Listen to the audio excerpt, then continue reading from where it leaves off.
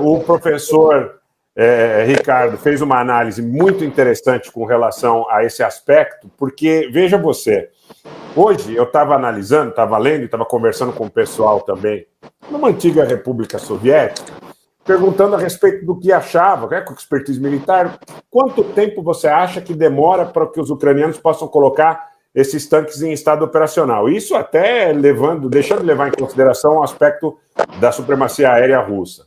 E ele me falou a mesma coisa, ele disse, olha, eu acho que os russos vão mobilizar todas as suas reservas agora para não permitir que eles cheguem num nível de acurácia ou num nível de utilização dessas forças da OTAN, porque ontem ou anteontem, nós tivemos a notícia que 2 britânicos morreram em Soledar. Eles foram apresentados como gente que trabalhava no campo da assistência humanitária, mas ex-militares, aparecendo lá em uniforme militar e tudo mais. Então, essa é uma tese que eu acho que é bastante razoável, que os russos podem tentar se antecipar a esse degradê aí na contribuição que os países da OTAN têm feito para o armamento ucraniano. Quero agradecer também bastante a presença do Bernardo Brito, que ele fez uma pergunta aqui sobre laboratórios biológicos e utilização de armas biológicas, eventualmente, no conflito. Então, se o doutor Rodolfo ou o professor Ricardo quiserem dar uma palavra sobre isso, também seria interessante, porque eu achei uma questão que está há algum tempo negligenciada, mas é um tema interessante.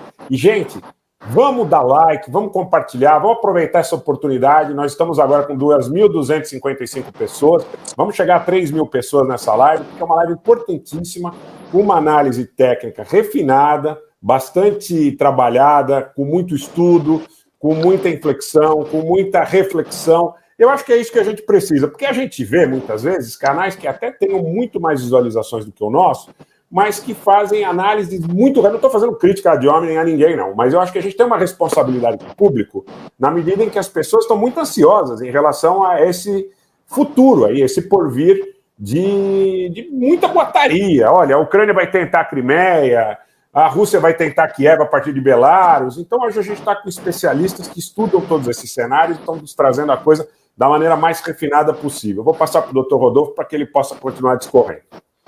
Bom, eu gostaria de trazer os seguintes acréscimos a toda uma análise muito circunstanciada que o professor Ricardo trouxe. Bom, vamos lá. Primeiramente, eu queria fazer umas considerações sobre o realinhamento político-militar e estratégico da Federação Russa ao longo desse conflito. Como o professor Ricardo falou, uma operação inicial de demonstração de força e fundada na premissa de que haveria uma capitulação política do regime ucraniano e uma certa, eu diria, fragmentariedade por parte da OTAN e do Ocidente em sustentar o regime político de Zelensky, que era muito impopular até o início do conflito, face crises políticas, econômicas e sociais que a Ucrânia então enfrentava. Ocorre que esse conflito ele foi já programado, pensado, estudado, estruturado, inclusive com simulações e análises da Rand Corporation, desde 2014. Ele já havia uma prospecção. Em 2019, a Rand Corporation fez um estudo na qual a OTAN combateria a Rússia através da Ucrânia, como cabeça de ponte. Portanto, ocorre que a motivação de guerra por parte da OTAN, através de uma guerra de procuração, que agora já é praticamente uma guerra declarada com a Federação Russa, é algo visível, é algo notório que nós temos que enfrentar. E a Federação Russa subestimou, fez uma avaliação de inteligência extremamente errática, como falamos, no início do conflito, empregou uma força, eu diria, baseada expedicionária de demonstração, demonstração exemplar, de causus belli, ou seja, utilizando um pretexto de guerra, que seria um suposto ataque preparatório para Donbass, e esperando um golpe através do Estado-Maior das Forças Armadas Ucranianas que, no caso, expurgasse o regime político ucraniano. Só que, durante o curso desse conflito, houve um redimensionamento. Isso se transformou numa necessidade geopolítica russa, ainda que violando o direito internacional, de anexação de áreas da Ucrânia. No caso, as províncias de Zaporizhia, Kherson, Donetsk e Luhansk, que inicialmente seriam independentes e posteriormente foram vinculadas à Federação Russa. Para manter isso, a Rússia teve que fazer uma reforma estruturante de toda a sua organização militar. E aqui, Rogério, eu preciso aqui destacar, diante da pergunta e a ponderação do Ricardo, o problema da reforma militar de 2008 e 2010, que eu já debati muito. O Ricardo sabe disso. O Anatoly Serduikov, ele resolveu, né, formar, primeiro, extinguir as divisões de exército. Ele criou distritos militares, 4 distritos militares, extinguiu 6 corpos de exército, extinguiu centros de treinamento, extinguiu as escolas de formação de oficiais, extinguiu as escolas de sargentos, as escolas de sargentos, e também desmobilizou os centros de reservistas, de treinamento de reservistas, todos dentro daquele escopo da doutrina soviética, baseando-se numa guerra total, né? E focou justamente numa estruturação desses distritos militares através de BTGs, os grupos táticos de batalhão, que o Ricardo estudou muito bem, inspirados nas Strike Forces, né, utilizados pelos Estados Unidos no Vietnã e depois pelo Reino Unido ao longo dos anos 60 e 70. Ocorre que o exército russo foi reduzido para 360 mil homens regulares.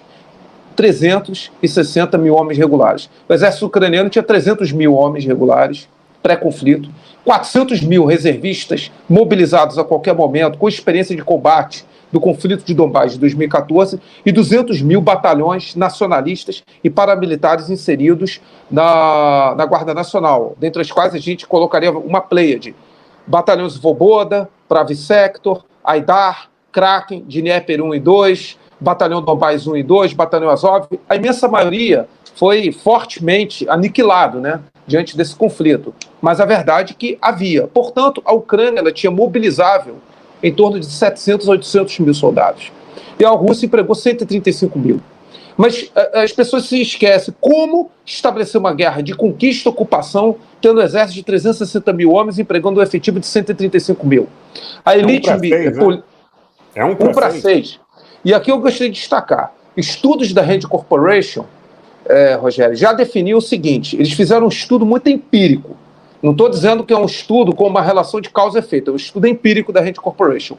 Em guerras de coin, contra insurgência, quando a força insurgente ela tem uma proporção de efetivo de maior que 6 ou 7 por 1, ela ganha 60% dos conflitos em nível estratégico e cerca de 70% em âmbito tático operacional. Eu estou falando insurgência. Imagine conflitos convencionais em que você tem a necessidade de controle de área. Então, diante disso, diante de uma forte crítica que houve na Comissão de Defesa da Duma Estatal Russa, por parte da estrutura militar russa, por parte da sociedade russa, partidos, houve uma necessidade de reestruturação militar russa, a qual Putin anunciou agora em dezembro ampliação de efetivo para 1,5 milhão de homens, a reestruturação para 6 corpos de exército, ampliação do efetivo do Corpo de Fuzileiros Navais, que era só 45 mil homens, vai colocar mais de 150 mil. E o Ricardo falou muito bem, um complexo industrial militar que está trabalhando em 3 turnos, 24 horas por dia. 3 turnos, 24 horas por dia, que tem uma meta: recuperar todo o arsenal utilizado, perdido, em 6 meses. E modernizar o que tem. E, no caso, produzir aquilo que já está escopado, já estava sendo produzido em escala significativa. E a matéria-prima para esse lastro, para essa ampliação do complexo industrial militar? É uma pergunta muito inteligente. Olha só, as pessoas têm dificuldade de contextualizar que a Federação Russa ela é praticamente autossuficiente em grande parte do hardware que ela produz e também de certos microcircuitos.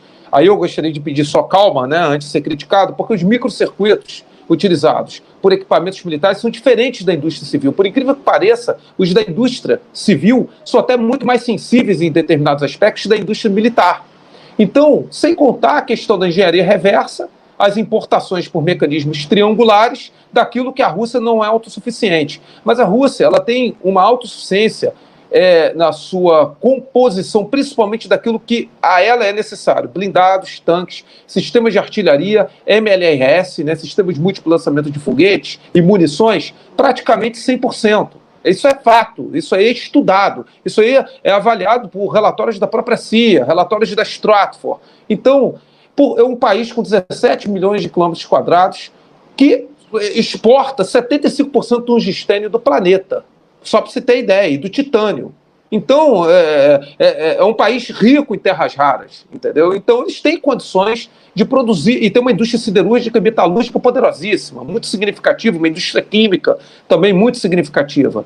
Então, o problema da Rússia... Só pequena parte, eu acho que essa questão, inclusive, da não adesão de muitos países do eixo euroasiático, inclusive de ex-repúblicas soviéticas, às sanções, permitiram que houvesse toda uma malha, uma capilaridade de infraestrutura montada no sentido de você fazer aquisição do que eventualmente não tem essa característica autóctone, né? Então, as próprias ex-repúblicas soviéticas, muitas delas têm uma posição de não adesão às sanções. Se nós tirarmos aí os 3 países bálticos, acho que de um modo geral todos, uns mais, outros menos, mas ninguém aderiu às sanções contra a Rússia.